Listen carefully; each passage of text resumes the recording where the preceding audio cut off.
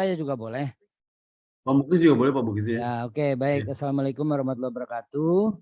Waalaikumsalam warahmatullahi wabarakatuh. Selamat datang Bapak Dr. Rozi Asabil, Bapak Dr. Sparta, dan Waalaikumsalam warahmatullahi wabarakatuh. Saudara Nur Hafid, nomor mahasiswa 2021 2111056. Baik. Pada malam hari ini Pak Nur Hafid ini akan menyajikan proposal tesis dalam rangka penulisan tesisnya yang berjudul Strategi Perlindungan Konsumen Sektor Jasa Keuangan OJK Sumatera bagian utara di era digital. Ya. Pak Nur Hafid ini dari OJK di Medan ya Pak? Ya, betul Pak. Nah, Pak Nur Hafid ini berkantor di OJK Medan. Nah, kebetulan menangani yang sektor jasa keuangan ya Pak? Sektor betul. jasa keuangan yang non-bank gitu ya? Ya, non-bank. Berarti termasuk perusahaan-perusahaan leasing begitu-gitu ya Pak? Ya. Nah, Sumatera Utara ini kan, wah ini pusatnya bisnis keuangan yang mengawasinya, wah perlu istimewa ya Pak ya? Ya. Nah, jadi ini bagaimana strategi perlindungan konsumennya? Bagaimana strategi perlindungan konsumennya untuk jasa keuangan yang non-bank ya Pak? Gitu kan Pak? Semuanya Pak? Oh semua? Semua, oh berarti sektor jasa keuangan yang Bapak bahas ini semua ya? Ya, semua. Bank maupun non-bank ya. Yang berada di bawah pengawasan OJK Sumatera bagian utara di era digital. Baik, dengan demikian kita akan mulai sidang ini. Pak Nur Hafid, silakan Bapak paparkan apa yang akan Bapak tulis. Sidang ini adalah untuk mendapatkan masukan-masukan Pak dari dari para panelis ini nanti. Ya. Itu Pak ya. Ya Pak. Kami persilakan Pak Nur Hafid. Baik, terima kasih Pak Mulis atas waktunya. Bismillahirrahmanirrahim. Assalamualaikum warahmatullahi wabarakatuh. Waalaikumsalam. Yang saya hormati Pak Dr. Muhlis, Waalaikumsalam. Pak Dr. Suparta, Pak Dr. Rozi, dengan mengucap syukur alhamdulillah, wa syukurillah, wassalatu wassalamu ala rasulillah, kita bisa ketemu pada kesempatan yang bahagia ini, yang mubarak ini. Mudah-mudahan kita semua selalu dalam lindungan Yang Maha Kuasa. Amin. Amin. Baik, Pak Mulis, Pak Sparta, dan Pak Rozi yang saya hormati, pada kesempatan ini saya akan mempresentasikan terkait proposal saya ya, dalam rangka pembuatan tesis. Nah, kalau lihat seperti ini ya Pak Mulis, saya sudah pernah jumpa Pak Mulis waktu wawancara dulu ya Pak ya. Iya betul Pak. Ingat ya. Tadi saya ragu-ragu kok. Ini Pak Mulis belum nampak. Begitu nampak saya langsung ingat. Oh dulu. Iya ini ya. saya lupa kamera komputer saya udah nggak nyala karena terlalu sering ditutup sama kamera. Oh gitu. Ya. Ya Pak, kalau Pak Sparta sudah ini sering ketemu. Pak Rozi ini yang saya masih asing Pak Rozi.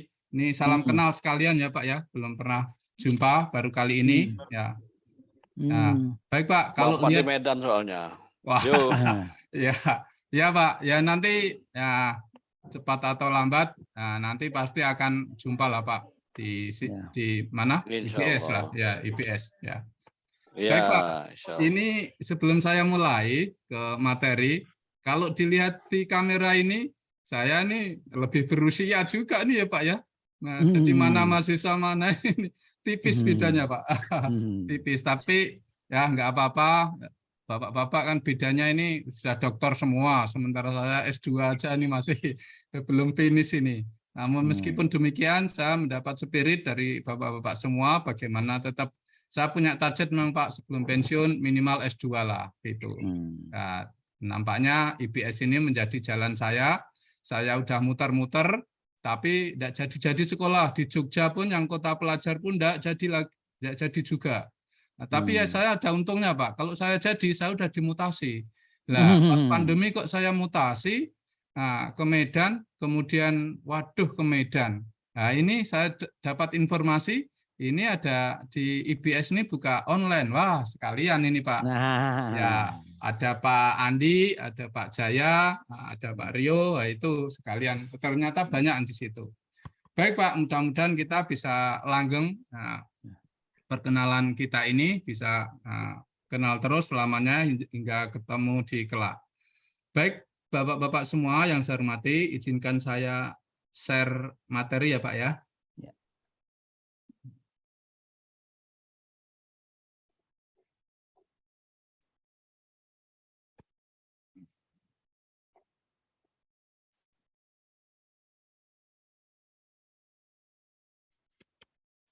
Baik,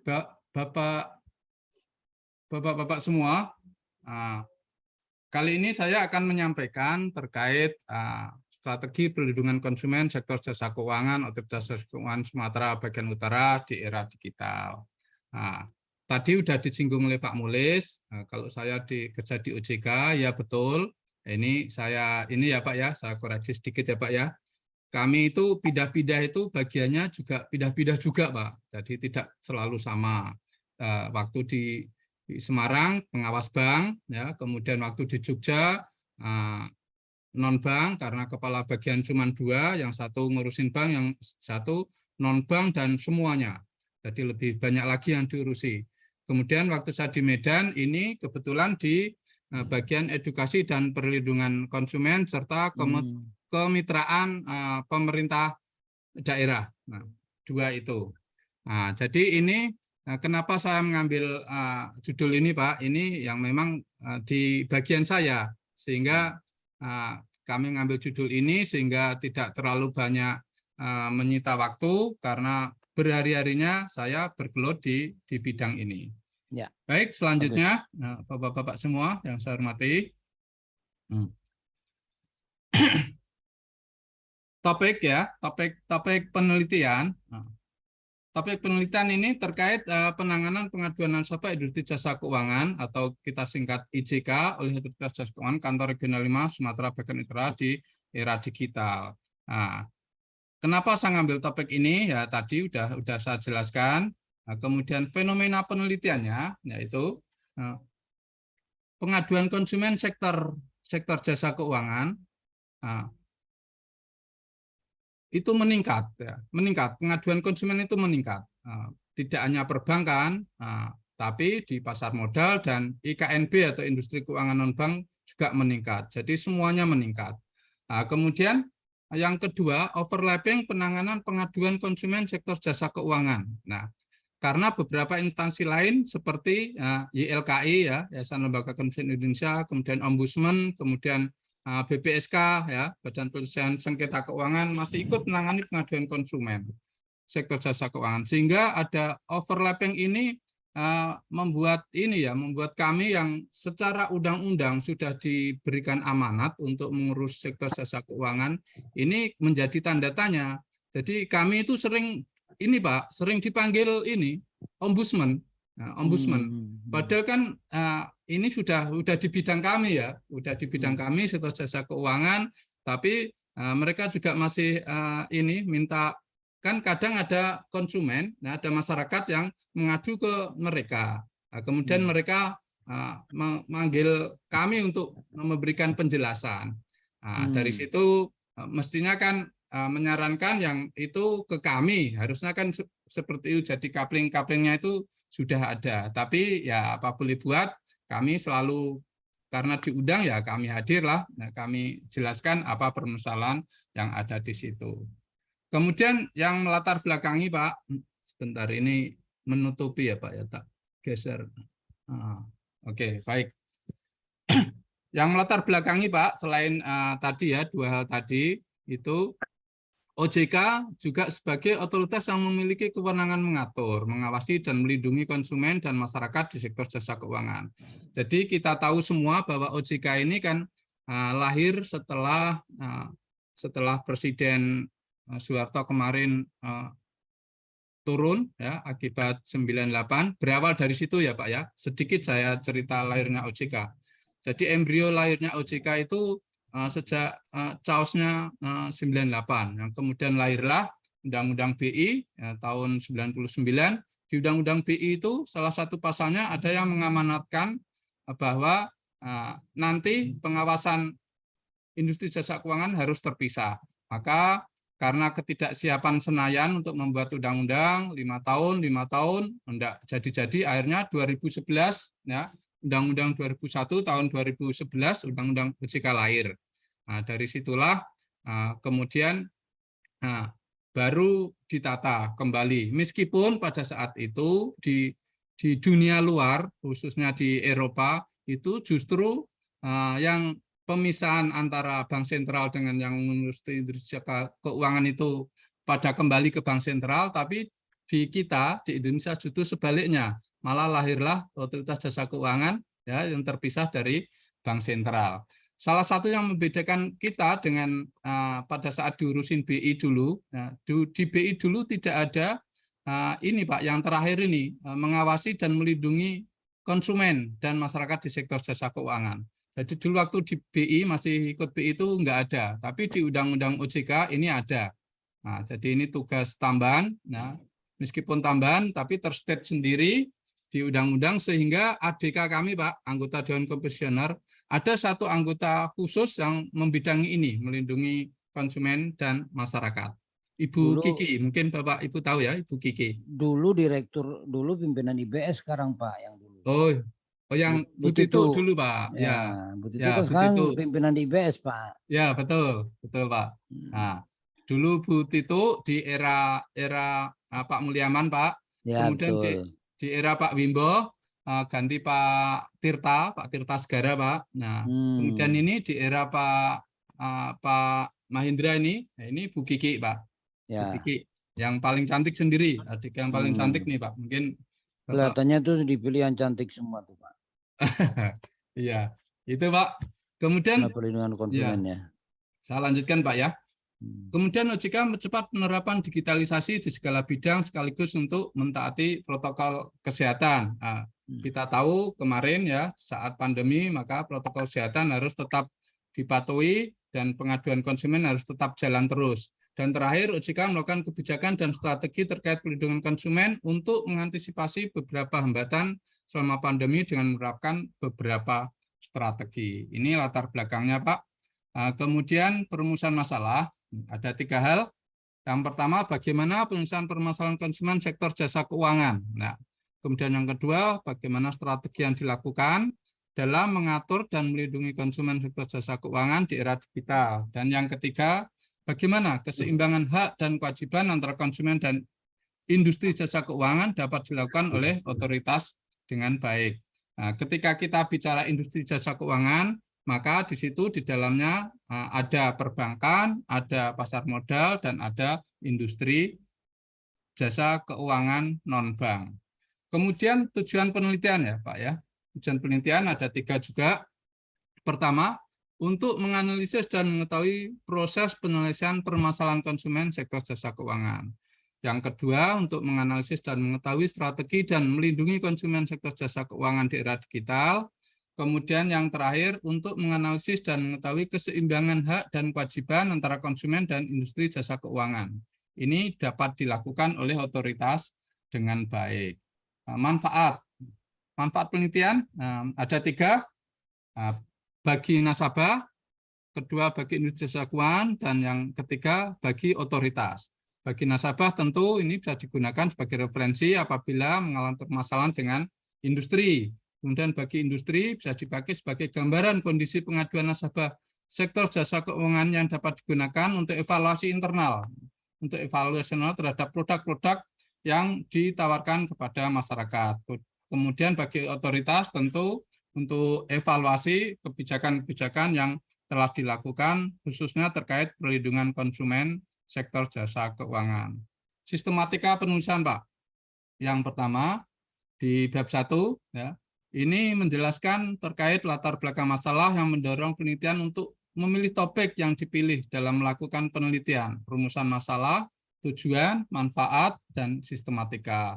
Kemudian di bab 2, kajian pustaka, ini menjelaskan tentang kajian pustaka yang berisikan landasan teori, definisi dan literatur yang berhubungan dengan permasalahan yang diangkat dalam penelitian ini.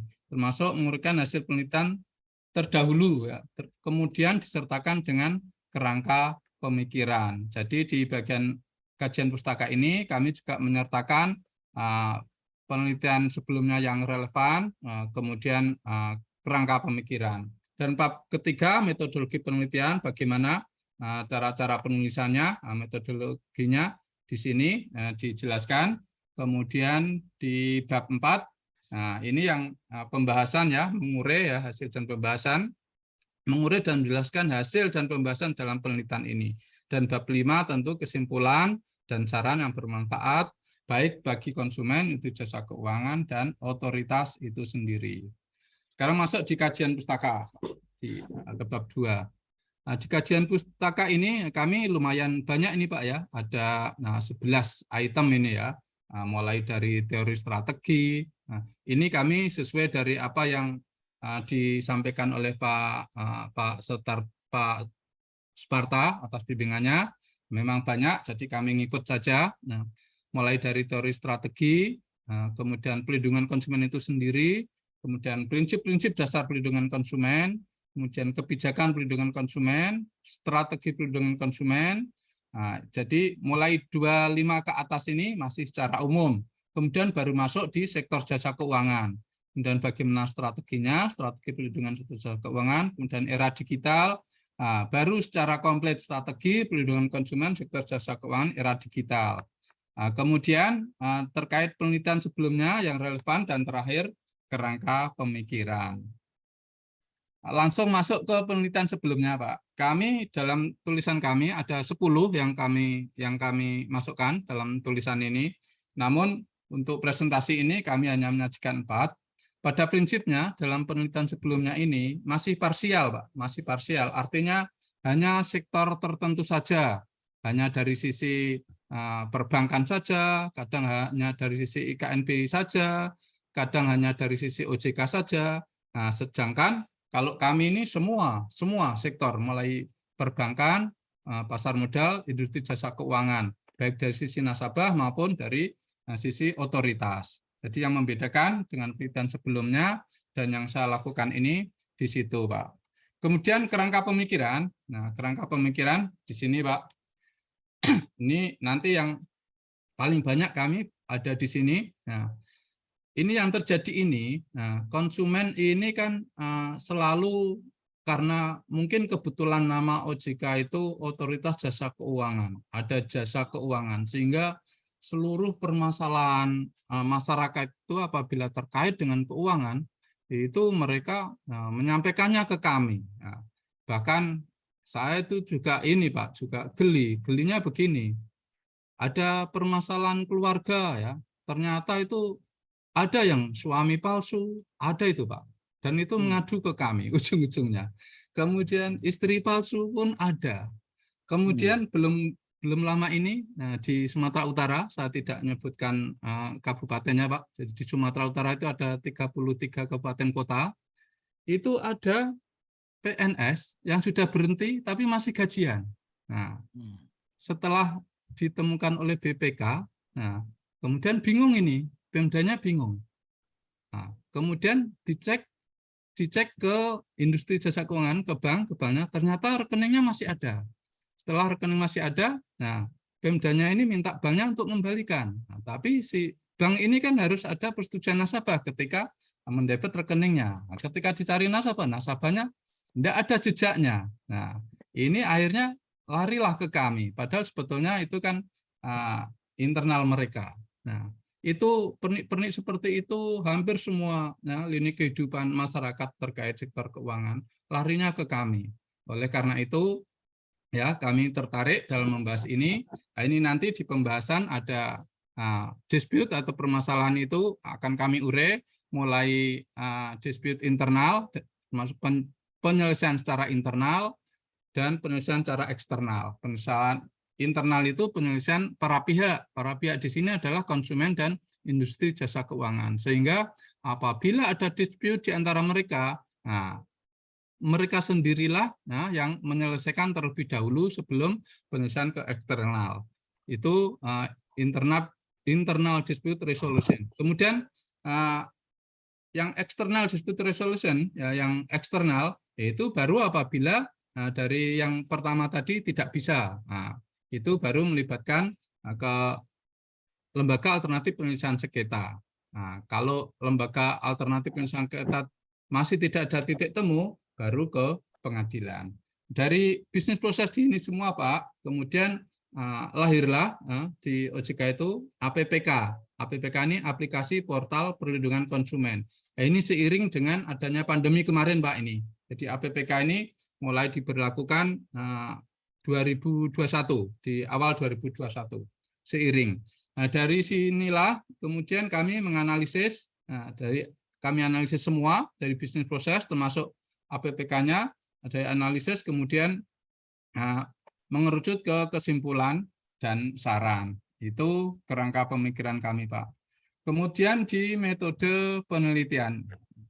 Metode penelitian ini pertama terkait objek. Objeknya ini adalah proses pelayanan konsumen, ya, baik perbankan, pasar modal maupun IKNB atau industri keuangan non-bank di OJK Kantor Regional 5 Sumatera Bagian Utara mulai dari awal sampai akhir penyelesaian pengaduan tersebut. Nah, kemudian penelitian ini dilakukan dengan menggunakan metode kualitas deskriptif, ya, berupa studi kasus. Kemudian jenis penelitian, Pak. Jenis penelitian ini adalah deskriptif, ya, dengan pendekatan kualitatif. Penelitian deskriptif merupakan penelitian yang berusaha untuk mendeskripsikan suatu kejadian, aktivitas, objek, dan manusia secara realita pada jangka waktu yang masih dalam ingatan responden atau pada waktu saat ini. Ini oleh Prastowo 2014. Penelitian kualitatif sendiri adalah penelitian yang bertujuan untuk menjelaskan suatu fenomena yang dialami oleh subjek penelitian dan diungkapkan secara deskriptif. Nah, kemudian penelitian ini akan mendeskripsikan mengenai strategi yang dilakukan oleh OJK dalam melakukan penanganan pengaduan sektor jasa keuangan di era digital, baik perbankan, pasar modal, maupun industri keuangan non-bank. Nah, metode pengumpulan datanya, ini ada 4, ya, baik wawancara, mengamati, mengumpulkan, maupun perasaan. Kalau wawancara tentu pakai bahasa verbal dan tubuh dengan contoh spesifik, penjelasan seorang tentang beberapa perilaku atau tindakan, ingatan, keyakinan, atau sudut pandang yang diungkapkan. Kemudian mengamati ini dari gerak tubuh, interaksi sosial, tindakan adegan, dan lingkungan fisik. Nah, contoh spesifik yaitu komunikasi antara 2 orang atau lebih, dinamika kelompok, pengaturan atau ruang. Kemudian mengumpulkan isi dokumen pribadi, bahan cetak, lainnya grafik, catatan, arsip, dan fisik artefak. Kemudian contoh spesifik data itu judul, tag, tanggal, dan kronologi, kata-kata tertulis lainnya, entry dalam catatan arsip. Kemudian perasaan, ya, perasaan. Nah, ini ilustrasi data di sensasi, ya. Contoh spesifik data, dingin atau hangatnya suatu tempat, persepsi waktu, interpretasi kenyamanan atau ketidaknyamanan orang lain. Itu metode pengumpulan data kualitatif. Kemudian teknik analisa data, ada beberapa hal, langkah-langkahnya. Yang pertama terkait tahapan peneliti harus membuat catatan jika ada tema menarik yang muncul, ya. Memilih, memfokuskan, menjernihkan, mengabstraksi, dan atau mengubah bentuk data. Ini termasuk dalam familiarization with the data dan data condensation. Kemudian identifying thematic framework, ini mereview catatan-catatan, termasuk yang menjadi pusat pertanyaan penelitian. Kemudian charting dan data display, ini tabel dibuat dengan judul dan subjudul dari kerangka kerja pengkodian dan daftar setiap sumber data yang membentuk baris. Dan teknik analisa data lanjutannya yaitu mapping and interpretation serta drawing and verifying conclusion. Ini melakukan pemetaan dan interpretasi data secara keseluruhan untuk menjawab pertanyaan peneliti. Kemudian hasil mapping, ya, hasil mapping data dibandingkan dengan teori dan ketentuan yang berlaku baik internal maupun eksternal. Kemudian kesimpulan dan saran. Nah, selanjutnya proses penelitian, Pak. Nah, proses penelitian itu yang pertama menentukan permasalahan. Ya. Permasalahan ditentukan berdasarkan pengalaman dan observasi terkait dengan proses pengaduan konsumen sektor jasa keuangan, baik bank, pasar modal maupun IKNB. Penetapan lokasi, ya ini kebetulan di mana saya bekerja, yaitu di OJK Kantor Regional 5, Sumatera Bagian Utara. Kemudian melakukan studi literatur untuk pendalaman teori-teori dan peraturan regulator terkait dengan perlindungan konsumen, khususnya di sektor jasa keuangan. Kemudian penetapan metode pengumpulan data berupa observasi dokumen, dan jika diperlukan akan dilakukan wawancara kepada teman-teman yang ada di bagian kami. Kemudian analisis data dan penelitian. Analisis dilakukan terhadap proses pengaduan sampai dengan penyelesaian pengaduan konsumen. Nah, ini dalam periode kurang lebih 2019 sampai 2022. Kemudian yang terakhir, hasil berupa penjelasan deskriptif, grafik, dan tabel. Hasil penelitian ini nanti akan ditampilkan dalam bentuk deskriptif, grafik, atau tabel yang menggambarkan hasil analisa yang dilakukan terhadap proses perlindungan konsumen sektor jasa keuangan mulai dari pengaduan sampai dengan penyelesaiannya. Itu Pak yang bisa saya sampaikan. Selanjutnya mohon arahan dari Pak Mulis, Pak Sparta, dan Pak Rosi. Ya, terima kasih. Mohon maaf Pak. Ya. Terima kasih Pak Nur Hafid. Baik Pak. Ya, jadi selamat Pak, Bapak sudah sampai ke tahap ini ya Pak. Bapak sudah kuliah 1,5 semester ya Pak ya? 1,5 tahun ya? 1,5 tahun. Dan Bapak sudah sampai pada penulisan ini, berarti ini sudah kemajuan yang cukup signifikan Pak untuk mencapai kelulusan di program Magister Manajemen Pak. Nah, kita ini sekarang ingin membantu Bapak-Bapak supaya lebih terarah, lebih tajam Pak. Sehingga waktu menulis itu juga jadi lebih fokus, sehingga lebih jelas apa yang mau ditulis, apa yang mau didapat gitu. Nah, ini kesan saya dari penyajian Bapak ini masih kurang tajam Pak. Masih kurang tajam. Apa sih sebetulnya yang mau ditulis gitu Pak. Nah, itu yang perlu dipertajam Pak, supaya Bapak kerjanya jadi lebih gampang itu. Masih terkesan gerambiang Pak. Jadi nanti apa yang akan diteliti, objeknya siapa, pertanyaannya apa, gitu masih belum. Gitu Pak. Nah, jadi itu yang Bapak perlu pertajam. Jadi mulai dari karena begini Pak, untuk tesis itu harus mengikuti kaidah penulisan ilmiah. Jadi tidak sama dengan penulisan populer ya Pak. Tidak sama dengan penulisan populer, sehingga harus mengikuti kaidah penulisan ilmiah, sehingga urutan berpikirnya itu harus jelas gitu Pak. Nah, jadi misalnya coba Bapak tampilkan tujuan dulu, tujuan penelitian. Mulai dari judul, kemudian tujuan. Tujuan dulu deh Pak, tujuan penelitian itu apa sebetulnya? Itu harus jelas, terang gitu. Bisa Bapak tampilkan Pak? Ya. Baik Pak.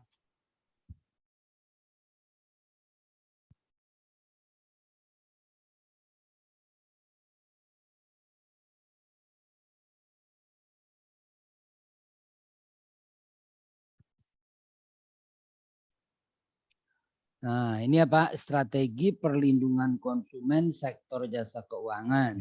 Ya. Nah, ini kan topik ya. Ya. Tujuannya setelah ini ya Pak ya. Ini tujuan. Pak. Nah, tujuannya untuk menganalisis dan mengetahui proses penyelesaian permasalahan konsumen sektor jasa keuangan. Ya. Menganalisis proses penyelesaian permasalahan sektor jasa keuangan. Mungkin ini agak tumbuh ya Pak, antara proses penyelesaian atau permasalahan. Mungkin yang pertama mengetahui dulu permasalahan di sektor jasa keuangan itu apa aja sih? Ya Pak. Ya, kalau ini kan satu kalimat ini tergabung antara mengetahui permasalahannya, tapi juga mengetahui proses penyelesaiannya. Ya, betul. Jangan dulu dong Pak, gitu kan? Pertama memahami permasalahannya apa sih di sektor jasa keuangan itu, gitu kan? Ya. Nah, kemudian nanti, jadi yang penyelesaiannya nanti Pak, setelah ketemu strateginya, barulah kita bicara penyelesaiannya, gitu loh Pak. Baik Pak. Nah, terus kemudian nanti Bapak harus ada pembatasan-pembatasan Pak. Bapak kan tadi bilang ada tadi pasar modal, apalagi Pak? Perbankan dan IKNB. Atau IKNB. Industri Keuangan Non-Bank. Nah, ini nanti Bapak perlu pikirkan apakah Bapak betul akan bahas tiga-tiganya atau salah satu saja gitu kan. Kalau tiga misalnya Bapak bisa perjelas lagi pasar modal itu masalah apa gitu kan. Masalah apa? Itu perlu ditegak di ini Pak. Itu ciri dari penelitian seperti itu Pak. Ciri dari penelitian itu seperti itu. Jadi di bab 1, 2, 3 itu sudah jelas sekali. Di bab 4 itu saya mau akan lakukan apa gitu. Nah, ini sekarang ini kesannya belum jelas, Pak. Nah, belum jelas. Jadi nanti di bab 4 itu Bapak akan melakukan apa sih? Melakukan apa? Itu kurang jelas, Pak. Nah, kenapa? Karena Bapak juga belum menjelaskan. Jadi misalnya di sektor pasar modal, apa sih Pak masalahnya di Sumatera bagian utara di pasar modal itu apa Pak? Bapak bisa jelaskan, berikan contoh Pak. Oke. Baik, terima kasih Pak Mulis. Jadi begini ya Pak ya. Sebetulnya yang kami teliti ini adalah proses pengaduannya Pak. Jadi bukan dispute di masing-masing permasalahan di internal baik perbankan, pasar modal maupun IKNB itu. Tapi di sisi penyelesaian pengaduan ini. Nah, sebetulnya saya larinya ke situ Pak, makanya semuanya bukan ini, bukan. Jadi strategi dalam melayani mereka gitu ya Pak? Iya betul, betul itu Pak. Gitu. Bagaimana strategi dalam melayani mereka ini semua gitu? Ya betul. Nah, karena OJK kan memang ngurus itu semua Pak, itu. Ya. Tapi apa enggak strategi melayani mereka itu jadi lebih jelas kalau permasalahan yang mereka hadapi itu apa gitu. Misalnya kalau di pasar modal itu apa sih sebetulnya? Apakah mereka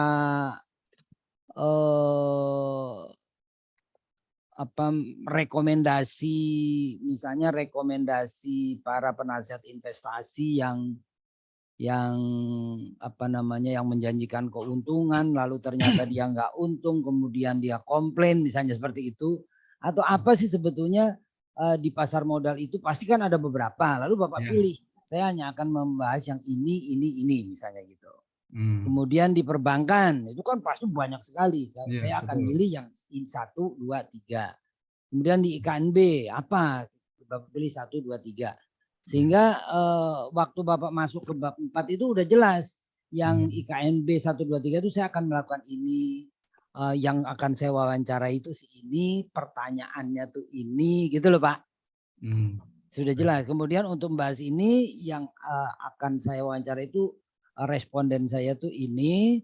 Kemudian kuesionernya tuh bunyinya seperti ini. Untuk pasar modal itu yang akan saya wawancara itu kuesionernya seperti ini sehingga nanti kita ketemu strateginya itu harus bagaimana menyelesaikan ini gitu. Nah, itu biasanya di riset-riset yang tesis itu biasanya udah jelas begitu Pak. Jadi makin jelas makin bagus. Makin gampang Bapak melanjutkan bab 4-nya. Nah, ini kalau kesan saya Bapak masih terlalu gerambyang sehingga waktu mau mulai ke bab 4-nya nanti apa enggak Bapak jadi kurang tajam gitu apa yang akan dikerjakan gitu Pak. Nah itu Bapak coba nanti lagi sehingga nanti metodologinya juga jadi lebih gitu Pak, metodologinya itu misalnya wawancara. Kalau udah ada misalnya kuesionernya tuh seperti ini, itu kan. Kemudian yang saya tanyakan itu konsumen ini untuk menjawab pertanyaan tentang keluhan ini gitu kan, sehingga lebih sudah jelas sehingga nanti Bapak waktu mau masuk ke bab 4 itu udah tinggal cari data aja, data apa yang akan dicari udah jelas. Nah biasanya seperti itu Pak. Baik Pak. Ya, Pak ini kelihatannya kesannya masih agak agak kurang tajam gitu. Coba Terkesan deh. umum ya Pak ya. Masih agak umum sehingga nanti Bapak begitu selesai sidang ini nanti Bapak masih belum jelas saya mau melakukan ini. Biasanya Pak tesis-tesis yang lain begitu selesai ini udah jelas saya mau ngumpulin data ini dengan cara ini. Saya ngumpulin data ini dengan cara ini, kemudian saya olah dengan cara begini, nanti saya akan dapat kesimpulan seperti ini. Gitu Pak. Nah, itu yang kelemahan dari proposal Bapak itu yang saya lihat seperti itu. Coba kita dengarkan dari Pak Dr. Rozi Asabil. Silakan Pak.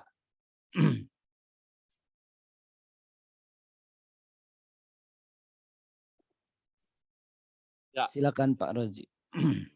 Terima kasih Pak Dr. Muklis, Pak Dr. Sparta, Pak Nur Hafid. Salam kenal Pak Nur. Bapak di Medan ya? Iya Pak. Ya. Salam. Oh dulu Asli di Semarang Pak. Ya. Tinggal di Semarang. Ya. Oh tinggal di Semarang. Berarti ya, kalau Semarang kerja di Medan. Ya. Waktu di BI Semarang dulu Pak ini berarti siapa yang siapa, Pak? sempat pindah ke Palembang? Wakil BI Semarang dulu. Wakil. Sebelum Pak Panca masih di sana ya Pak Panca Hadi ya? Pak Panca sudah pindah Jakarta Pak? Oh pindah Jakarta. Ya. Dulu sempat di Semarang, kemudian Palembang. Pak Tikno. Ya Pak Tikno. Ya. Udah pensiun. Udah pensiun Pak. Sudah pensiun. Oh iya. Ya. Sudah lama kalau Pak Tikno Pak ya. Udah lama ya? Sudah lama pensiun ya. Ya itu beliau seangkatan saya Pak itu. Oh seangkatan Pak Rozi. Iya. Oh, kan tidak nampak Pak. Ini tidak nampak nih Pak Tresno sudah nampak ini Pak. Nampak senior kali ya. Pak Rozi ini masih saya udah di atas 60-an Pak. Oh. Tidak nampak Pak. Nggak nampak ya? Nampak. Iya. Ya, kalau pas Sparta masih 40-an. Aduh. Gitu ya. Kalau pas Sparta itu iya, pas Sparta itu awet muda tuh, tapi udah deket 60-an juga itu. Aku mau 60. Iya, Pak Nur. Jadi saya sependapat tadi dengan pandangan Pak Muklis ya. Baik, Pak. Memang keunggulan Bapak ini sebetulnya tulisan Bapak ini bagus sekali nih. Pertama, Bapak kan sebagai pelaku di situ ya. Iya, betul, Pak. Dan ini saya kira momen yang bagus gitu. Sebagai pelaku, kemudian Bapak masuk ke satu tulisan yang ilmiah lah gitu ya. Ilmiah, dan saya kira itu akan berkontribusi banyak bagi Bapak gitu ya. Karena Bapak kadang-kadang kita di pelaku, di praktisi kadang-kadang memang ada aspek akademik yang mungkin ya perlu, tetapi kadang-kadang itu sempat kadang-kadang kita tidak prioritaskan. Tapi saya kira bagus juga tuh kalau Bapak start dari pemikiran, kerangka pemikiran yang tadi Pak Muklis sudah sampaikan ya. Nah, saya mulai dulu sarannya itu dari judul gitu. Kan Bapak mau bicara tentang strategi perlindungan SJK ya. Ya, perlindungan konsumen. Ya, perlindungan konsumen di sektor jasa keuangan gitu. Betul, Pak. Nah, mungkin begini, Bapak jadikan saja di Sumatera bagian utara itu sebagai case study gitu. Sehingga nanti tulisan Bapak itu bisa berfungsi secara nasional gitu. Jadi Bapak coba, karena karakteristiknya itu saya kira memang nggak jauh beda lah gitu kelakuan dari baik dari yang meminjam maupun yang dipinjam gitu ya, baik dari debiturnya maupun krediturnya gitu. Memang ya seperti istri palsu ya segala macam tadi yang Bapak cerita itu di daerah-daerah lain juga itu sangat umum terjadi gitu ya. Jadi bagaimana mereka mengakali lah gitu ya. Lembaga-lembaga keuangan, siapapun lah itu lembaga keuangan itu, baik bank maupun non-bank gitu ya. Nah itu Bapak jadikan saja di situ sebagai studi kasus gitu. Jadi studi kasusnya itu di Sumatera bagian utara, tapi peruntukannya nanti Bapak bisa bawa ke lapisan nasional gitu. Bahwa ternyata memang tulisan tentang strategi perlindungan konsumen itu memang belum terlalu banyak dibahas ya, terutama untuk sektor jasa keuangan. Kebetulan kita juga sempat menangani beberapa, tapi ini di perbankan ya, ada debitur ya kan berbeda persepsi antara bank dengan debitur. Kemudian nanti terjadi dispute, kemudian mereka mengadu ke LAPSPI atau mereka mengadu kemana ya kan. Nah kemudian selama ini memang kalau kita lihat dari situ, Bapak bisa angkat itu sebagai kasus tulisan permasalahan nasional gitu. Karena ya misalnya begini aja, di tukang parkir aja kita lihat. Di tukang parkir itu kan kita parkir gitu. Si pengelola parkir itu kan dia memungut tapi dia nggak mau tanggung jawab gitu kalau terjadi kehilangan kan. Artinya ada ketidakseimbangan hak dan kewajiban kan. Gitu antara si pengelola sama si pengguna jasa gitu. Nah, di perbankan kita juga tadi saya sependapat. Dari dulu tuh memang perbankan itu selalu lebih di atas dari konsumen gitu. Nah, itu artinya belum ada kesetaraan hak dan kewajiban. Bahkan ya kalau kita pelajari dari Bank Century itu kan sebetulnya mengapa Antaboga dan segala menjadi banyak nasabah tertipu membeli surat berharga bodong segala macam itu kan karena nasabah itu dianggap tidak memiliki hak gitu untuk tahu lebih detail gitu. Maka sejak itu kan betul-betul dipaksakan lembaga keuangan itu untuk lebih terbuka gitu kepada nasabahnya gitu ya, terutama konsumen lah gitu, istilah Bapak itu konsumen gitu ya. Nah itu jadi menarik sebetulnya Bapak sebagai praktisi pelaku Bapak angkat ini sebagai satu tulisan gitu. Cuma penekanannya tadi perlu memang lebih format dulu gitu, format ya kan, kerangka pemikiran. Nah itu penting, itu yang pertama. Yang kedua, Bapak mau lihat di sisi perlindungan konsumen ini kan ada 3 titik pandang ya. Titik pandang yang bersifat ex ante itu preventif ya, mencegah gitu, atau immediate gitu, yang berproses dalam dispute yang terjadi, atau expose, Bapak mau lihat di situ setelah terjadi satu peristiwa perselisihan, kemudian Bapak analisis gitu ya, atau seperti apa gitu. Nah itu Bapak kerangka itu Bapak fokuskan dulu, apakah Bapak mau menganalisisnya di ujung, di tengah, atau di awal gitu ya, supaya tadi istilah Pak Muklis Grambyang itu mungkin akan terhindar gitu ya. Nah, sehingga nanti di Bapak oret-oret ini, tapi secara keseluruhan saya kira ini idenya sih udah masuk ya, tinggal Bapak ini kan saja, tinggal Bapak buatkan kerangka pemikirannya mau fokus di mana gitu. Tadi saya dengar dari jawaban Pak Nur, Bapak kan mau fokus kepada strategi penyelesaian gitu. Nah, kalau di strategi penyelesaian itu kan di situ LAPSPI itu ya sudah punya jawaban juga gitu kan. Ada lembaga-lembaga penyelesaian sengketa yang juga dibuat oleh OJK, ada juga kan yang disupport oleh OJK gitu ya. Nah, mungkin rekan kita juga si Himawan ya juga aktif di situ kan untuk menyelesaikan beberapa persoalan perselisihan ya antara si nasabah dengan lembaga keuangan gitu. Itu yang kedua. Jadi saya sependapat mendukung itu usulan Pak Muklis tadi supaya memang kerangka pemikirannya Bapak detailkan dulu gitu ya. Kemudian yang ketiga, dari tulisan yang Bapak sampaikan itu memang banyak teori yang tadi sudah disampaikan. Nah, mungkin nanti strategi yang Bapak simpulkan di dalam teori, saya baca konsep Bapak itu, mungkin Bapak tidak melihat teori sebagai alat. Mungkin Bapak bisa anggap saja nanti teori itu kan Bapak nyimpulkan itu teori yang Bapak strategi yang Bapak simpulkan itu kan sebagai satu alat gitu. Mungkin Bapak pakai bukan sebagai alat, barangkali sebagai cara aja gitu, cara ya kan. Nah, karena kalau alat itu kan tangible ya. Ya kan, tangible gitu. Kalau cara mungkin lebih fleksibel nanti Bapak berargumentasinya di dalam tulisan gitu. Kemudian yang berikut penulisan di daftar pustakanya nanti Bapak kelompokkan gitu. Kan itu masih undang-undang, peraturan, kemudian academic resources itu masih tercampur semua itu saya lihat di draft Bapak ya. Mungkin nanti Bapak kelompok-kelompokkan aja. Baik, Ini Pak. aja mungkin nanti Pak Topik dibantu Pak Nur untuk pedoman penulisan itu atau tesis mana yang sudah ini nanti Pak Nur bisa take a look di keseluruhan seperti apa gitu ya, sehingga Bapak punya bayangan dan saya kira nggak sulit sih.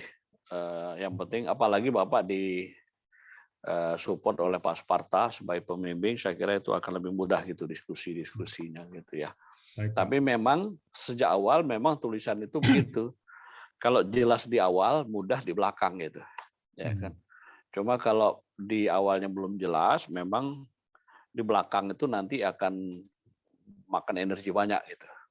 Nah itu saran saya. Tapi secara overall idenya bagus Pak, karena ini belum terlalu banyak ditulis oleh akademik ya, akademik yang berkecimpung di dalam aspek karena ini juga bagi Indonesia ini sesuatu yang baru gitu. Dan terus terang saya juga sebagai praktisi bank itu banyak kendala yang kita hadapi gitu ya. Jadi intinya masih konsumen itu sebetulnya masih menjadi secondary gitu. Ya, sampai sekarang itu hak dan kewajiban itu masih belum terlindungi gitu ya. Masih konsumen itu menjadi subordinate gitulah dari bank atau lembaga keuangan gitu ya. Dimanapun di pasar modal, ya kan. Dimanapun konsumen itu sampai sekarang itu masih menjadi subordinate gitu ya. Jadi belum sepadan gitu ya, belum seimbang gitu. Nah itu bukan Bapak setara, dia seperti atas bawah gitu Pak. Iya, itu masih di mana-mana di pasar modal begitu, bahkan di kartu kredit pun seperti itu, ya kan, di perbankan gitu. Bahkan orang-orang bank juga kadang-kadang kalau ada ketentuan sesuai ketentuan berlaku itu kecil tulisannya gitu. Kalau ada titik bunganya juga kecil dia tulis gitu. Jadi ada semacam belum keterbukaan sepenuhnya gitu. Jadi kalau kita kembali ke pilar 3 Basel itu market disiplin itu masih belum terbangun ya. Dan kebetulan di non bank itu sekarang masih banyak persoalan ya Pak, terutama teman-teman di OJK itu juga pusing termasuk asuransi Pak. Itu wah apalagi itu asuransi itu. Aduh, jasara harja. Apalagi plat merah juga itu asuransi Pak. Karena begini, ya terus terang Pak Muklis juga ikut jadi korban gitu ya. Jadi plat merah itu Pak, itu kan itulah sebagai bukti bahwa konsumen itu masih belum setara gitu, masih belum terlindungi.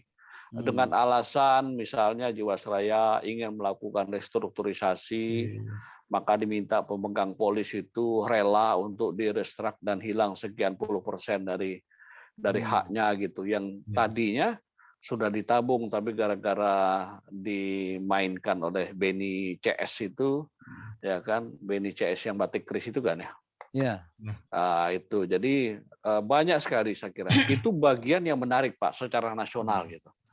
Yang Bapak jadikan sebagai studi kasus untuk memang aspek ini belum jalan lah boleh dibilang gitu. Maka OJK memandang ini pilar perlindungan konsumen ini luar biasa, masih belum berjalan dengan sempurna gitu. Terutama bagi konsumen lah gitu ya, atau nasabah itu masih belum ada. Ya, kebetulan kita juga ada satu debitur dari satu bank ya kan, minta perlindungan kemana-mana, tapi banknya ngotot, ya kami tidak bisa lagi memberi toleransi gitu. Jadi mereka nggak mau tetap membantu si debiturnya karena debiturnya juga udah mengalami kesulitan finansial, ya kan. Akhirnya main kuat-kuatan ya kan. Nah kalau debitur itu kalau ikut bersidang atau di arbitrase ya kalah pengaruh lah sama lembaga keuangan kan. Kalau lembaga keuangan menang di tingkat 1 ya kan, atau kalah di tingkat 1 bisa naik tingkat 2 Betul. Dari tingkat 2 naik ke tingkat 3 gitu sampai ke mahkamah. Itu kalau lembaga bisa gitu. Kalau individual konsumen mana kuat gitu. Ya kan? Nggak mana, sehingga dari sisi itu pun sistemnya sudah tidak memungkinkan konsumen itu terlindungi gitu. Jadi banyak persoalan, Pak. Saya sependapat ini ke Bapak angkat ya kan. Nanti didetailkan ya, metodenya bisa wawancara, bisa analisis melalui FGD juga bisa Bapak melalui teman-teman yang terlibat di pelindungan konsumen ini ya kan.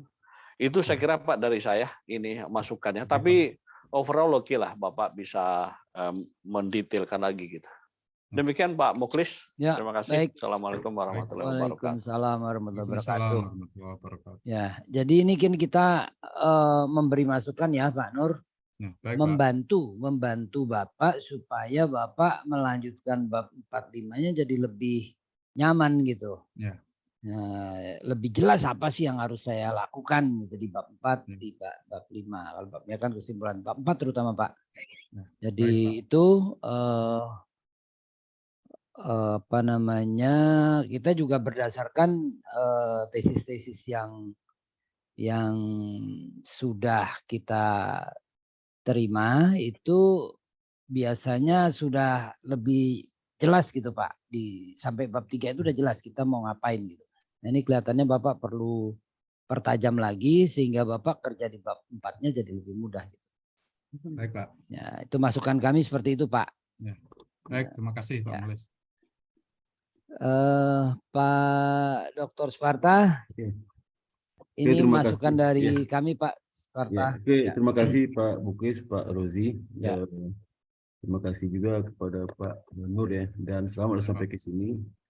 Mungkin dari tanggapan Pak Muklis, Pak Rozi, mungkin Pak Nur perlu menyampaikan mau apa gitu. Mungkin belum jelas bagi Pak Rozi sama Pak Muklis.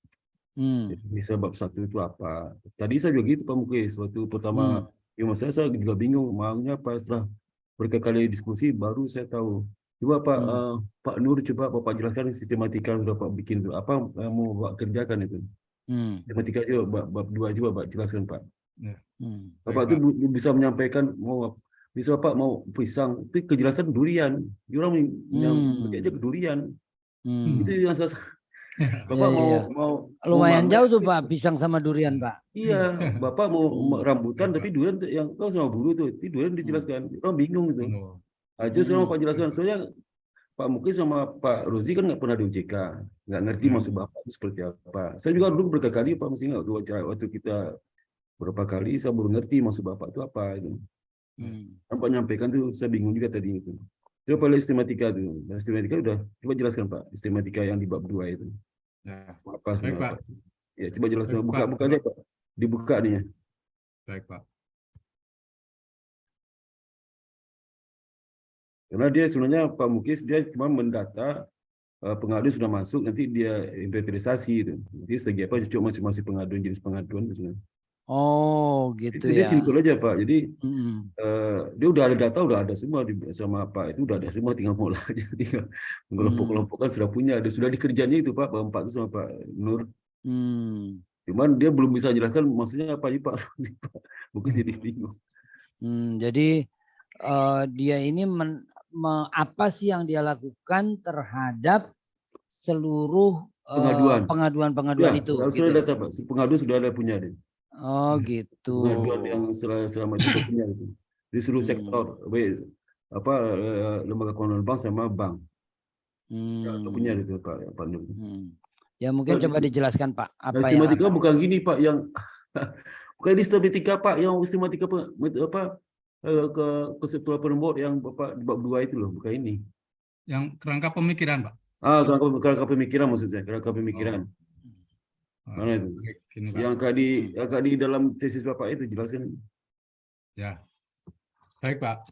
Jadi pertama itu Bapak lakukan apa sampai terakhir apa gitu.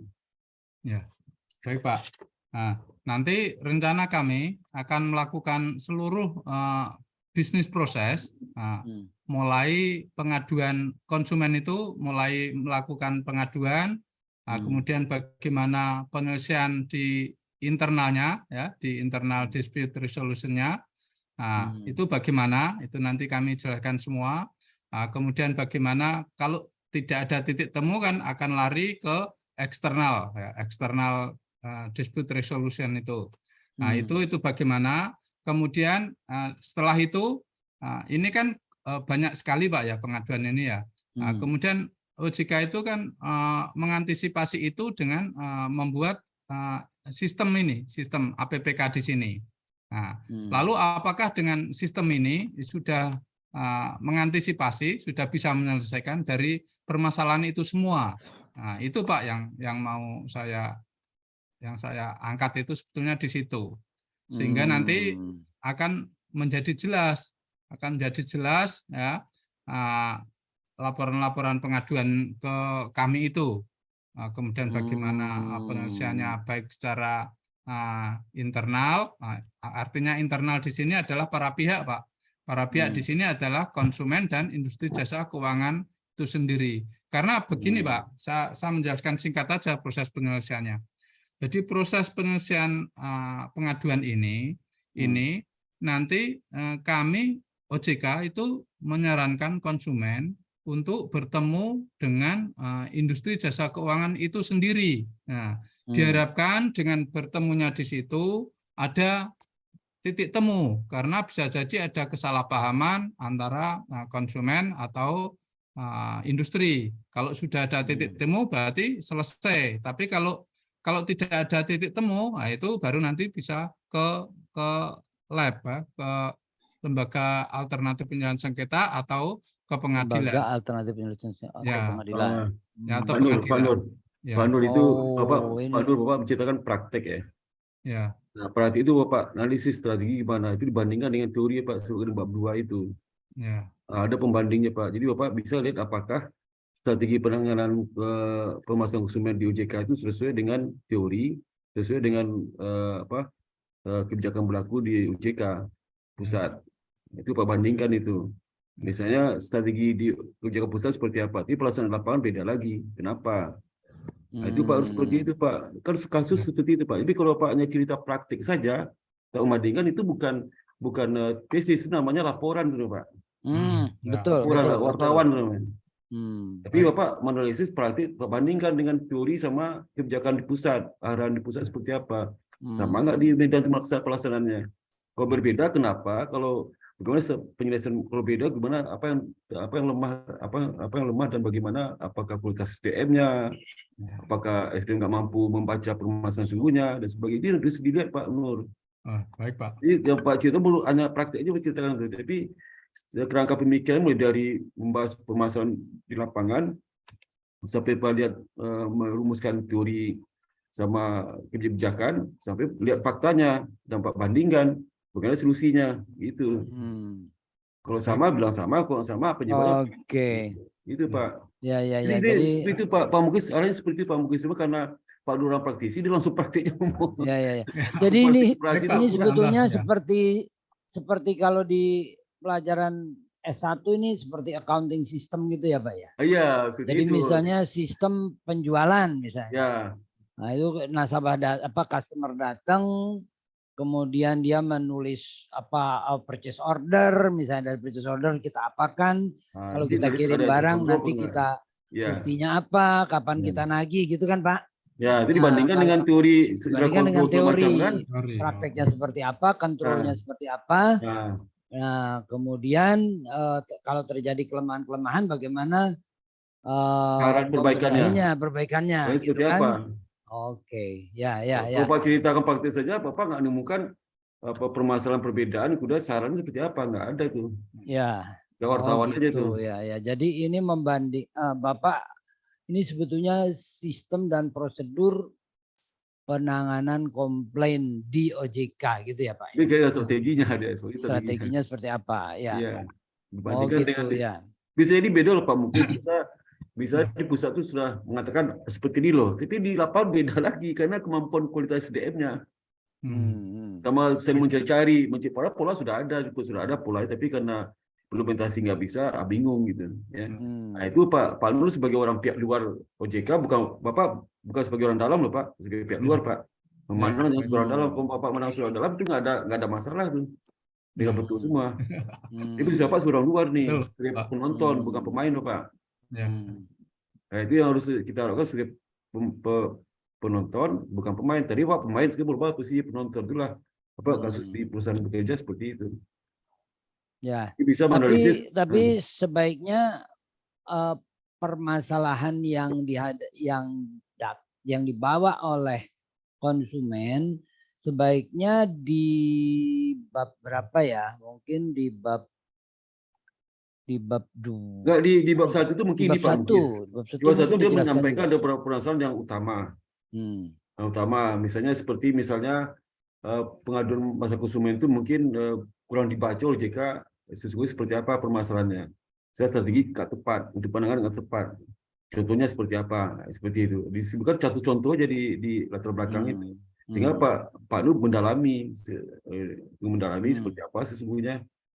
Nah, yang masalah yang berat itu Pak, kalau Pak selama jadi pemain, itu jadi penonton itu berat Pak. Nah, itu berat. Bapak sekarang jadi penonton Pak. Penonton. Ya. Itu. Baik Pak. Itu Pak, waktu saya bimbingan agak repot nih Pak, karena bicara sama orang pemain. Ya. Justru di situ anunya Pak. Khasnya magister manajemen justru Pak, kita memang nggak boleh terlalu jauh dari lapangan kan Pak. Justru kita kesempatan kita bertemu dengan Pak Nur Hafid yang memang di lapangan, sehingga kita yang biasanya dunia akademik mungkin terlalu jauh dari lapangan, dan dengan ketemu Pak Nur ini kita jadi tahu bagaimana Pak Nur berhadapan dengan lapangan. Kita penonton tahu arah kemana kan? Pak Nur juga jadi tahu bagaimana seorang ilmuwan harus memecahkan masalah yang dihadapi oleh praktisi gitu Pak. Nah, jadi orang akademisi itu cenderung dia nonton ya Pak. Waktu dia nonton dia akan mencoba menganalisis secara logis gitu kan. Mengelompok-kelompokkan, kemudian mencari hakikatnya apa sebetulnya gitu. Sehingga dia waktu menyarankan itu lebih terang Pak daripada praktisi. Kalau praktisi karena dia tenggelam di dalam praktek, misalnya ngelihat ada istri palsu, ada suami palsu, dia jadi kurang mampu dalam menggambarkan secara garis besar, tapi hakikatnya kelihatan gitu. Jadi mungkin Bapak perlu tadi Pak, dari 3 kelompok itu sebetulnya Bapak kelompokkan kan tadi di pasar modal. Itu konsumen pasar modal itu pada umumnya komplainnya itu seperti apa gitu kan. Kemudian di perbankan komplainnya seperti apa, di IKNB seperti apa. Umum aja. Bapak yang umum aja Pak. Umum aja. Yang umum aja itu ciri-ciri tesis ilmiah seperti itu Pak. Walaupun beberapa, tapi nanti kesimpulan yang diambil bisa secara garis besar dipakai untuk solusi semuanya gitu Pak. Itu ciri dari tesis seperti itu. Tidak tenggelam di detail semuanya, tidak, tapi diambil yang garis besarnya aja, kemudian dianalisis, dibandingkan dengan teori, dicari jalan keluarnya, ketemulah secara umum penyelesaiannya harus seperti ini gitu Pak. Jadi Bapak perlu rumuskan secara secara jelas, tapi hanya beberapa Pak. Hanya berapa, misalnya komplain pasar modal itu yang utama itu apa sih gitu. Kemudian untuk produk-produk perbankan apa sih. Nah untuk yang lembaga non bank juga Bapak pilih aja sebetulnya paling banyak itu apa. Apakah leasing atau asuransi atau apa gitu kan. Lalu Bapak kelompokkan, lalu Bapak jelaskan itu sebetulnya komplain-komplainnya itu.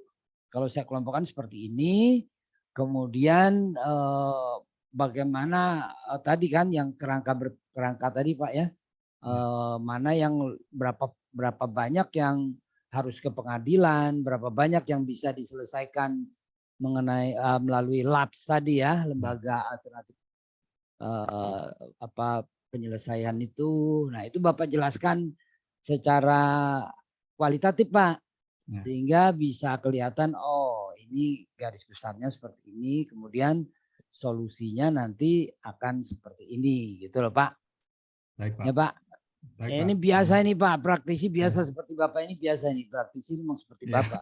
Semua praktisi itu pasti seperti Bapak ini, Iya, bukan iya. karena dia memang tenggelam dalam permasalahan sehari-hari yang memang complicated, sangat bervariasi gitu kan, sehingga justru dengan Bapak ikut program MM ini Bapak dilatih untuk berpikir secara sistematis, nggak tenggelam ke detail tapi secara sistematis Bapak bisa menyelesaikannya secara komprehensif tapi efisien gitu Pak. Itu Baik, Pak. ciri dari penyelesaian ilmiah itu seperti itu. Ini bagian Jadi, dari pembelajaran Pak, bagian iya. dari pembelajaran. Baik, Pak Mulis. Jadi terima kasih Pak Muklis. Jadi gitu Pak Nur. Jadi nanti di putar belakang itu ceritakannya agak 1-2 linia singkat aja permasalahan mengenai pengaduan itu seperti apa di masing kelompok itu. Nanti secara umum bagaimana OJK menyikapi dan apakah itu perlu dilakukan penelitian lebih jauh, lebih dalam terhadap itu. Itu Pak sampaikan di tambahan di 1-2 linia lagi. Ya. Nah, nanti di bab 3 itu apa sistematika konsep framework-nya, kerangka berpikirnya itu Pak sudah jelas gitu ya. Ya. Jadi tidak hanya kerangka berpikir, tidak hanya penyertaan prakteknya, tapi dikoperasikan dengan teori dan kebijakan dari ketika sudah berpikir di bab 2 itu Pak, bandingkan nanti ada perbedaan bagaimana solusi Bapak sendiri terhadap itu, penyelesaian masalah itu. Apakah ada perbaikan? Jadi Bapak output stasi Bapak itu ada sesuatu yang dimana belum terpikirkan oleh orang OJK sendiri gitu. Untuk penyelesaian permasalahan pengadaan konsumen itu belum terpikir oleh mereka, apa udah terpikirkan ya dari hasil lapangan sama operasi perbandingan tadi itu Pak. Ya, jadi Bapak itu Pak memang perlu data detail itu Pak, pilah-pilah itu ya. Gitu. Nanti dapat kesimpulan dan saran pada OJK seperti apa. Gitu. Tapi kalau Pak menceritakan praktis seperti apanya, apa ada tanpa memandangnya itu kayak baca laporan Pak. Ya, Kan, betul itu. laporan. Itu Pak Nurnya tinggal itu aja Pak, tinggal apa pertajam aja ya, itu aja. Ya, baik Pak. Ya, itu pokoknya Pak Nur Hamid ini bagian dari pembelajaran Pak. Ya. Jadi setelah Bapak menulis tesis ini nanti Bapak akan keluar dengan saya habis belajar ini gitu Pak. Ya Pak. Jadi menulis tesisnya bagian dari proses pembelajaran yang ada di dalam program Magister Manajemen ini gitu Pak. Jadi ini pembelajaran nih Pak, kita ketemu ini pembelajaran buat Bapak. Bapak menerima masukan gitu kan. Sehingga Bapak nanti setelah program ini Bapak punya cara menyelesaikan yang lebih efisien dalam menghadapi permasalahan. Gitu Pak. Nah, gitu ya Pak. Jadi itu masukan-masukan dari kami supaya Bapak mendapatkan wawasan baru, Pak. Silakan Pak Rozi, kalau masih ada lagi Pak Rozi.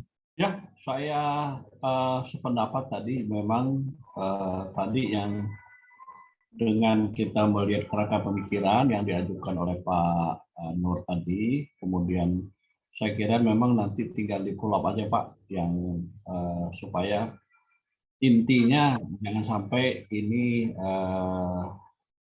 bersifat deskriptif yang memang harus ada komparatif yang cukup terkait dengan kejelasan dari masalah yang Bapak analisis. Gitu. Saya kira itu yang dari tambahan dari saya Pak. Yang lain-lain saya kira saya pendapat dari Pak Parta juga sudah konkret betul menyampaikan ya, bagaimana seharusnya yang diinginkan dari analisis untuk Pak Nur. Saya kira gitu Pak. Ya, baik. Baik Pak.